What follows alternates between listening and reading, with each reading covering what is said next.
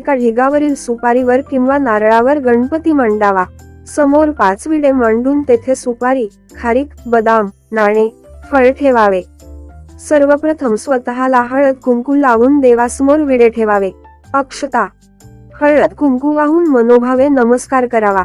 घरातील वडीलधाऱ्या मंडळींना नमस्कार करून नंतर पूजा प्रारंभ करावी. पूजा करण्यापूर्वी दिव्यांची पूजाही करावी.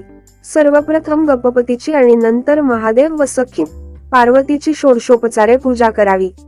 पूजेसाठी घेतलेले साहित्य विधीपूर्वक देवाला अर्पित करावे.